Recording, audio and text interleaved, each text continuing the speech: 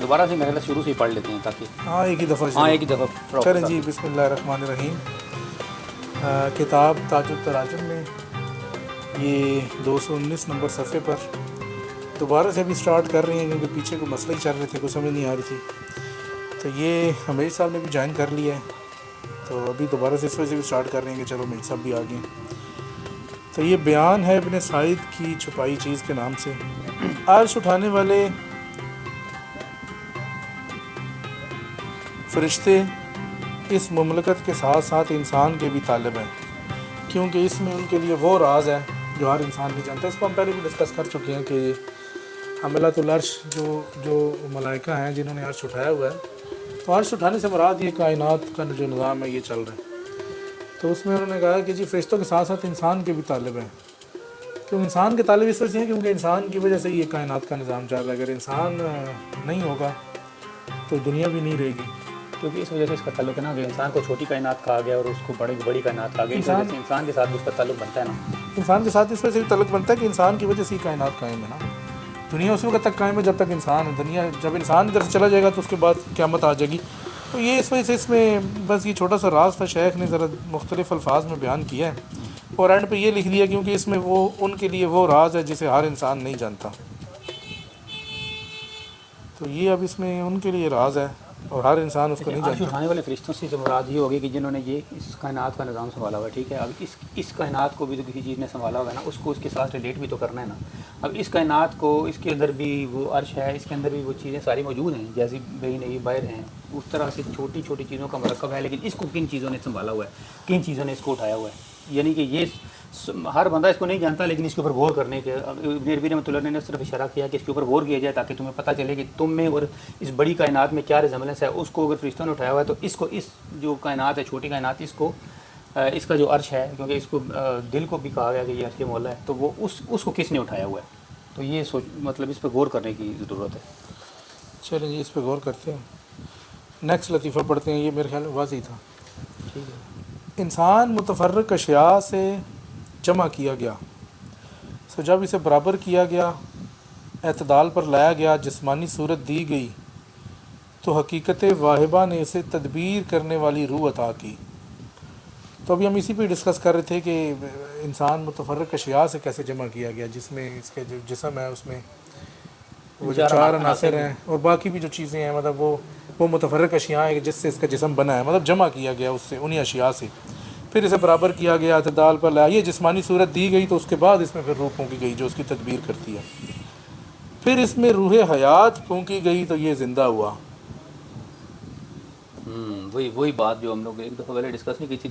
اس کے اندر 2 حیات ہیں, 2 روح ہیں نا, 2 روح ہیں. ایک وہ حیات والی روح ہے اور ایک ہے جو پتھروں کے اندر. ایک وہ روح ہے کہ جو تو ان عناصر کی اپنی روح ہے, ایک عناصر والی حیات والی روح ہے کہ جس سے یہ تمام مل کے پھر زندہ ہوا ہے. یعنی کہ 2 اس کے اندر 2 مطلب اس کے اندر روحیں ہیں, ایک حیات والی اور ایک وہ عناصر والی. ہر جو عنصر کے اندر موجود ہے, ہر چیز ہر چیز جس طرح سے زندہ ہے, یہ اللہ کے حکم سے اس تک آئی, اور اس نے اسے ایک اور لطیفہ عطا کیا جس سے یہ انسان بنا. اچھا, پہلے وہ والی ہوگی کہ جو اوریجنل تھی, پھر یہ حیات والی ہوگی, دوسری جس میں سے زندگی ملی, تیسری وہ کہ جس سے سب سے زندگی, وہ تو زندگی والی خالی زندگی تھی, مطلب جس سے اس کو وہ شرف ملا جو کہ جس کی وجہ سے انسان بنا, یعنی کہ اشرف المخلوقات بنا, جو جس روح کی نسبت اللہ تعالیٰ نے اپنی طرف کی. پھر وہ اس کی ذات کی بقا کے لیے وقتاً فوقتاً امداد بھیجتا رہا, یعنی کہ تعالیٰ. پھر اچھا, تھوڑی سی میں اس میں ایک بات ایڈ کرنا چاہوں گا. دیکھو, پہلی تو ہم جو حیات ہے وہ حیات ہو گئی, اگر ہم کہیں کہ جس کے اندر زندگی والی وہ پتھر والی ہوگی. ٹھیک ہے. دوسری ہو گئی کہ روح پھونکی اس کے اندر. ٹھیک ہے, روح تو جتنے بھی جانور ہیں ان کے اندر میں ہوئے. تیسری انسان کے اندر اس لیے ہوئی کیونکہ اس کو اشرف بنانا تھا, اس کو وہ چیز عطا کی کہ جو اللہ تعالیٰ نے اپنی روح اس کے اندر پھونکی, جو کسی اور جانوروں میں نہیں ہے. وہ یعنی کہ انسان کے اندر وہ اصل میں آپ وہ خلافت کہہ لو نا, خلافت کہہ لو اس کو, یا وہ جو کہا کہ جی میں زمین پہ خلیفہ بنا رہا ہوں, اور یہ تو وہ جو خاص چیز عطا ہوئی وہ یہ تیسری چیز ہے. پھر اس کی ذات کی ٹھیک ہے وقتاً فوقتاً امداد بہتر. پھر جب اس نے وہ دعویٰ کیا جو کیا, تو تجھے مقام انسان نے پھر ربوبیت کا دعویٰ کر دیا نا. اس نے کہا کہ جی دیکھیں ساری کائنات تو میرے تابع ہے, تو اللہ تعالیٰ نے مجھے اشرف المخلوقات بنایا, تو اس نے دعویٰ کیا کہ میں ہی ساری اس کائنات کو چلاؤں گا. تو شیخ فرما رہے ہیں پھر جب اس نے وہ دعویٰ کیا جو کیا, تو تجھے مقام تفریق میں ٹھہرایا گیا تاکہ تو خود کو پہچانے. مقام تفریق کا مطلب ہے کہ مقام جمع سے نکال کے جو تیری اپنی ایک اوریجنل جو تیری حقیقت تھی، حیثیت تھی، وہ تجھے دکھائی گئی. تو تاکہ تو خود کو پہچان، یہ نہ سمجھ کہ یہ باقی چیزیں تجھے عطا ہوئی ہیں یہ تیری تو نہیں ہے نا، یہ تو اس کی طرف سے عطا ہوئی ہیں. یعنی کہ انسان کے بس میں اگر دیکھا جائے تو اس طرح سے کچھ نہیں ہے نا، سارا کسی کا یہ عطا کیا ہوا ہے نا، اللہ تعالیٰ نے اس کو عطا کیا ہے. تو یہ یہاں پہ ظاہر ہے، دیکھیں محتاجی تو ہے اس کو، پھر بھی اللہ تعالیٰ اس کو جسم عطا نہ کرتا تو یہاں پہ اس کا ظہور نہیں ہونا تھا. تو وہ تو عین ہی رہنی تھی، وہ یہ عین کی طرف اشارہ عین کی ہے طرف نا. اشارہ ہے، وہ عین ہی رہنی تھی، اس نے ظاہر نہیں ہونا تھا دنیا کے اندر. تو انسان کو اس کی حقیقت دکھائی گئی کہ بھائی تو خالی اتنا صحیح ہے، یہ تو ہماری عطا ہے جو تجھے ہے. پھر انسان کو وعد اور وعید سے پکارا گیا اور اس کے سامنے ایسی مثالیں رکھی گئیں تاکہ یہ سمجھے کہ اسے کیا بتایا جا رہا ہے. تو یہ بس یہاں پر اشارہ ختم ہو گیا. تھوڑا سا اس کو بات اور وعید سے یہی ہے کہ اس کو جب شریعت دی گئی تو پھر اس کے بعد کچھ وعدے کیے گئے اور کچھ چیزوں سے اس کو ڈرایا گیا. مثالیں اس کے یعنی سامنے رکھی بات گئی. سے مراد ہے نا کہ دوسری چیز میں کوئی اچھی چیز، مطلب آپ کو شریعت کے اندر رہ کے اگر آپ نے کوئی اچھے کام کرنے ہیں تو جنت ملے گی، اگر نہیں کریں گے تو وہ آپ کو دوزخ میں پھینکے جائے. یعنی اس کو خوش بھی کیا جنت گیا. اور دوزخ، جنت اور دوزخ ہے مین، جنت کا وعدہ ہے اور دوزخ سے وعید ہے. ڈرایا گیا. یہ بتایا گیا، مثالیں رکھی گئی، مطلب اس کو سمجھایا گیا کہ یہ سمجھے کہ بس تو اسی طرح ہی ہے. اچھا جی آگے چلتے ہیں. وعلیکم السلام جی، آواز آ رہی ہے، ٹھیک ہے جی. وہ آپ والا مائک کا مسئلہ نہیں ہے، دوسرے مائک کا مسئلہ ہے. ہمارے مائک کا مسئلہ تھا وہ نہیں، ہاں میں وہ کیمرے کا مائک کا مسئلہ ہے، اس کا مسئلہ نہیں ہے. اچھا جی تیسرا اشارہ، اگلا اشارہ پڑھتے ہیں 221 نمبر صفحے پہ. تیرا جسم اس تپائی یعنی سٹول کی مانند ہے جو قدموں کے لیے رکھی گئی. تیرا جسم، انسان کا جسم، انسان کے جسم کی حیثیت بس ایک سٹول کی سی ہے. وہ جیسے ہم بیٹھ گیا یا جیسے ہم کہتے ہوتے ہیں کہ یہ پلیٹ فارم ہے، جسم جو پلیٹ فارم ہے، اس کے اوپر جو چیز کردار ادا کرے وہ کچھ اور ہے، لیکن یہ پلیٹ فارم ہے. اس کو سٹول اس لیے کہا گیا کہ وہ نیچے قدم رکھنے کی جائے. ٹھیک ہے آگے. اور تیرا لطیفہ وہ تخت ہے جو رحمت کے وجود سے تجھ پر محیط ہے. یہ لطیفے سے مراد روح کی بات ہو رہی ہے، جو خلافت جس روح سے ملی ہے وہ خاص چیز. عظمت سے السلام پیش کریں جی. وعلیکم السلام ورحمۃ اللہ. تیرا لطیفہ وہ تخت ہے جو رحمت کے وجود سے تجھ پر محیط ہے، یعنی کہ اللہ کی رحمت کی وجہ سے اس نے وہ تجھے عطا کیا. پس یہ انسان عالم اجسام سے دور کیوں بھاگتا ہے جبکہ دنیا اور آخرت میں اس پر یہ صورت لازم ہے کہ یہ وجود کے کمال کی صورت ہے، شرف کے کمال کی نہیں. تو یہ شیخ یہاں پر شاید یہ بھی کہہ رہے ہیں کہ عالم اجسام جو ہے نا وہ بھی اس سے بھی بندہ بھاگ نہیں سکتا. یہی اصل میں زیادہ تر لوگ جو ہوتے ہیں نا وہ روحانیت کی طرف جاتے ہیں تو وہ جسم کو بھول جاتے ہیں. صرف اصل میں کہ اب دیکھیں اگر عام عوام جنرل دیکھا جائے تو وہ لوگ یہی کہتے ہیں جی کہ میں روحانیت میں زیادہ آگے جانا چاہتا ہوں. اب جسمانیت کو چھوڑ کے آپ خالی روحانیت میں نہیں جا سکتے، جسمانیت کو ساتھ لے کے جائیں گے تو تبھی روحانیت میں جائیں گے. نہیں، روحانیت میں جتنے بھی چلے جائیں جب تک اس عالم میں ہے جسم سے جان نہیں چھوٹ سکتی. جسم سے جان نہیں چھوٹ سکتی. اگر جسم ہے تو پھر وہ شریعت کا دائرہ ہے، شریعت کے دائرے کے اندر رہنا پڑے گا، اس سے باہر نہیں بھاگا جا سکتا. اگر شریعت کے دائرے میں رہیں گے تو پھر ظاہر بات ہے کوئی حدود و قیود ہیں، اس کے اندر رہ کے آپ کو سارا جو بھی آپ نے کردار ادا کرنا ہے ان کے اندر رہ کے کرنا ہے. اسی لیے تو پیچھے وہ وعد اور وعید والی بھی کہانی پیچھے سنائی ہے نا، جسم کے حوالے سے. جسم کے حوالے سے وہ جسم اور روح دونوں کے حوالے سے. اچھا شیخ نے یہ سوال کیا کہ انسان جو ہے عالم جسم سے دور کیوں، عالم اجسام سے دور کیوں بھاگتا ہے. ولا بد لہ منہا دنیا و آخرت. کہتے ہیں دنیا اور آخرت ہر جگہ اس کو جسم تو ملے گا ہی ملے گا. آخرت میں جسم ملے گا، صحیح بات ہے. وہاں پہ جسم ہوگا جس کو تکلیف دی جائے گی. دنیا میں تو ہے ہی، آخرت میں بھی. کہتے ہیں جسم سے نہیں بھاگ سکتے آپ، کہ یہ وجود کے کمال کی صورت ہے. یعنی کہ جسم جو ہے یہ وجود کے کمال کی صورت ہے. مطلب آپ کو ایک کمالی جسم دیا گیا یہاں پر دنیا کے حساب سے، اور آخرت میں تو اور بہتر ہوگا.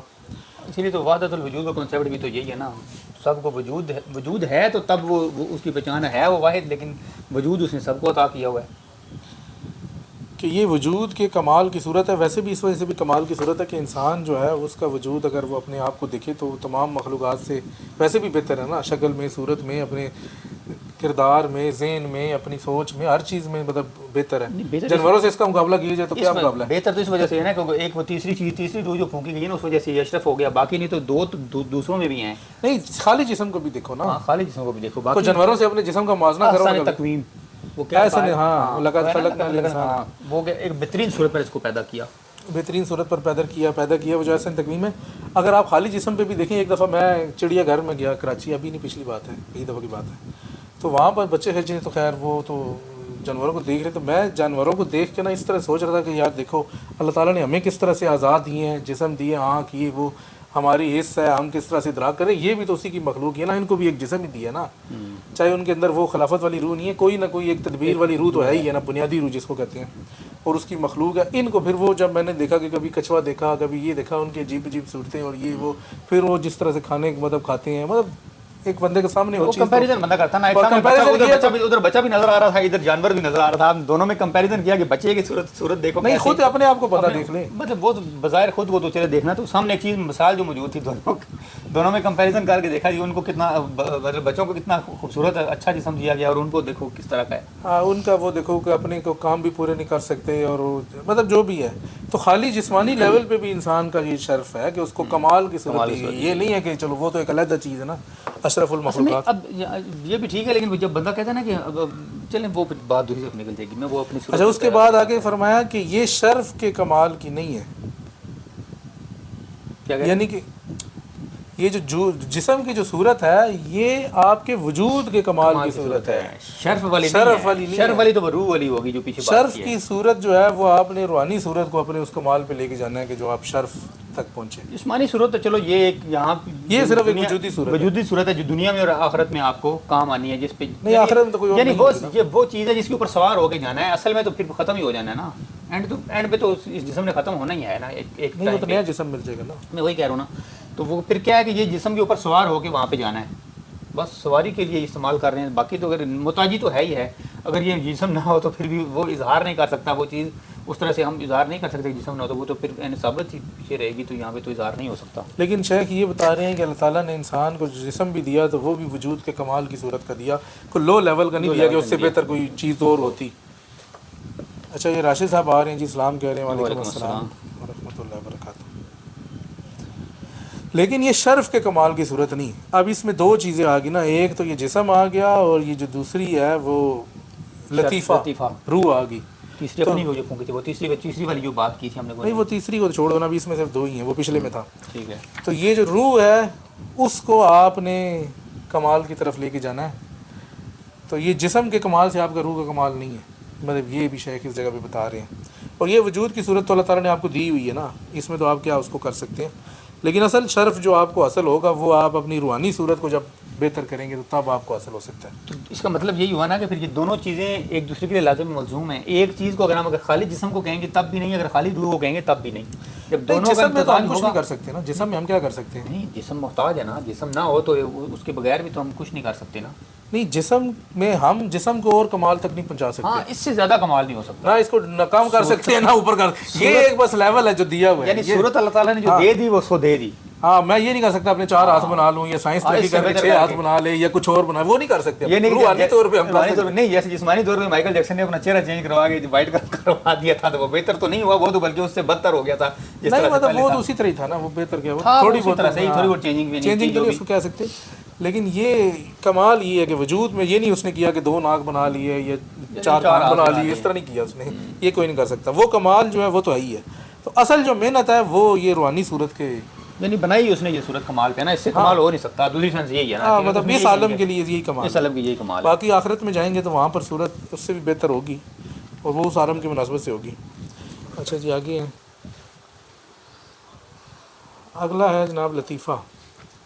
کیا انسان نے اس متعال کا کہ یہ قول نہیں سنا, ہم نے رات کو لباس اور سکون بنایا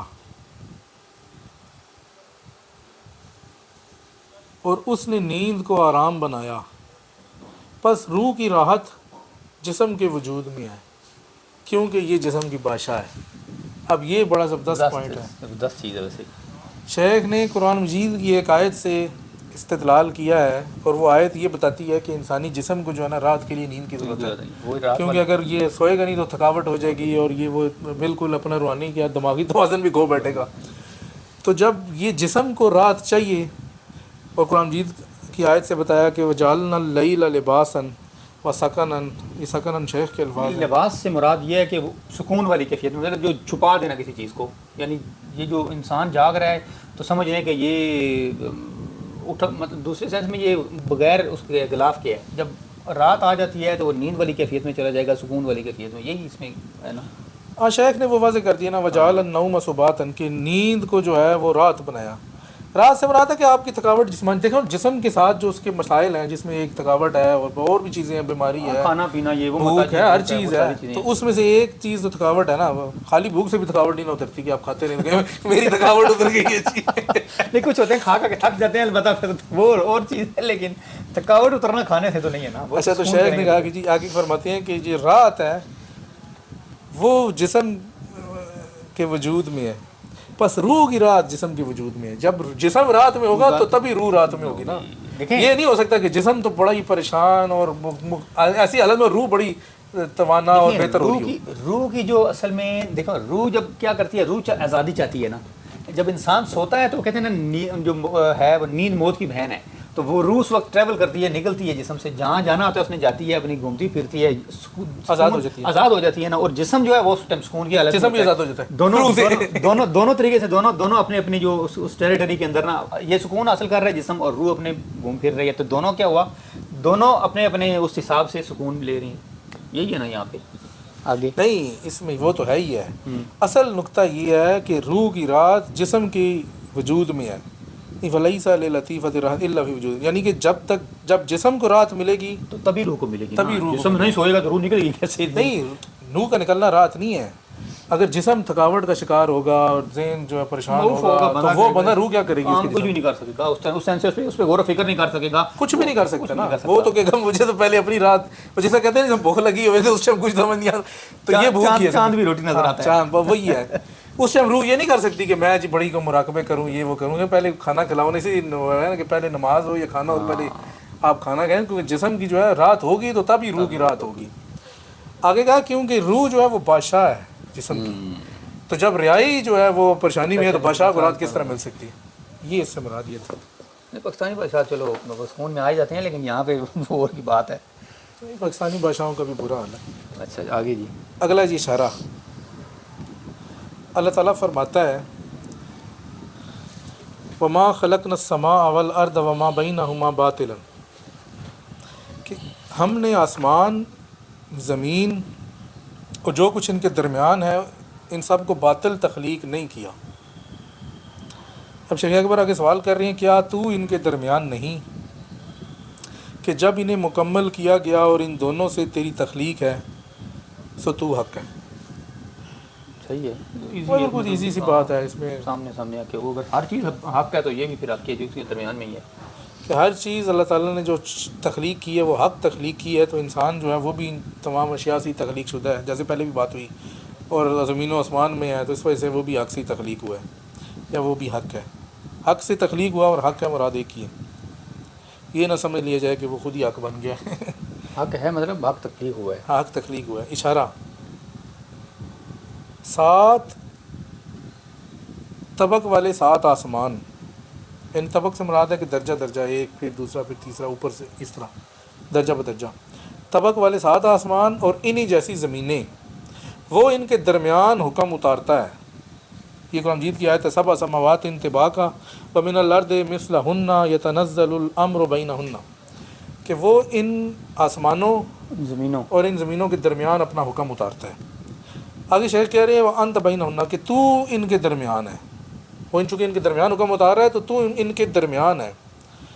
فَإِمَّا عَيْنُ الْأَمْرُ وَإِمَّا مَحَلُّ الرَّبْ، یا تو ہی حکم ہے اور یا تیرے اوپر حکم اتارا جا رہا ہے. دو ہی چیزیں ہیں نا. ایک تو حکم ہے کہ اس نے تجھے بادشاہت دے دی، حکم دے دیا کہ چل تو اس پوری کائنات کو سنبھال، اس سینس میں تو حکم ہے. ویسے بھی تو یہی ہے نا کہ حکم سے مراد یہی ہے کہ جب تک یہ انسان کے ساتھ یہ دنیا قائم ہے نا، جب قیامت آئے گی تو اس کو اٹھا لیا جائے گا، تو پھر وہ کیا ہوگا، قیامت بھی آ جائے گی اور وہ ساری باتیں. تو یہ اس سینس میں بھی ہاں وہی نا. شیخ نے کہا یا تو ہی حکم ہے کہ جو اتارا گیا ہے، یا تجھ پر حکم اتارا جا رہا ہے. وہ تجھ پر جو حکم اتارا جا رہا ہے وہ تو پتہ ہی ہے نا، شریعت کا حکم ہے.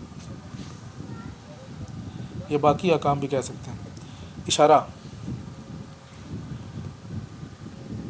اگر زقوم کا درخت نہ ہوتا تو درخت طوبہ کی بھی قدر نہ کی جاتی. زقوم کیا چیز ہے؟ 28 نمبر حاشیہ ہے، یہ پڑھتے ہیں. زقوم سے میرے خیال میں وہ جہنم میں جو درخت ہے اس کی شاید 28.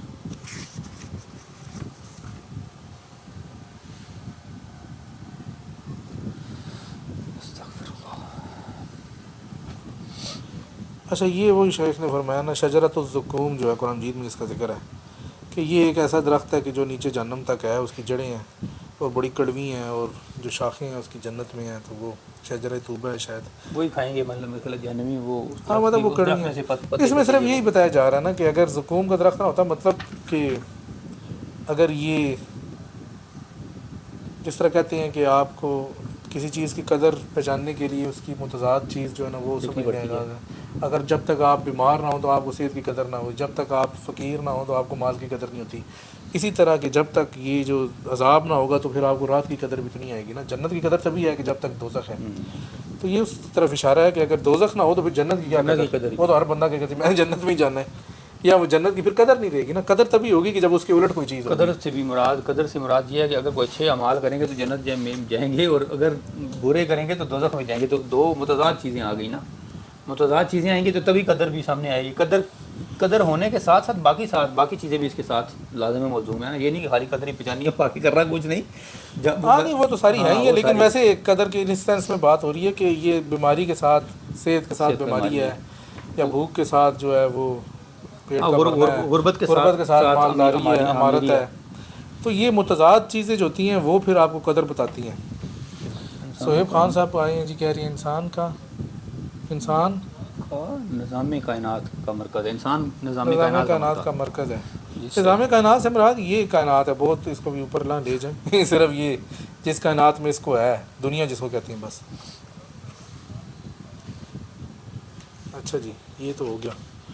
اچھا ابھی اس کے حوالے سے کوئی اگر سوال وغیرہ ہے کسی کا تو کر لے، 2-1 منٹ کا وقفہ لیتے ہیں، اور اس کے بعد جو نہیں ہے اگلے صفحے سے بیان تبدیلی جو ہے اس کو پڑھیں گے۔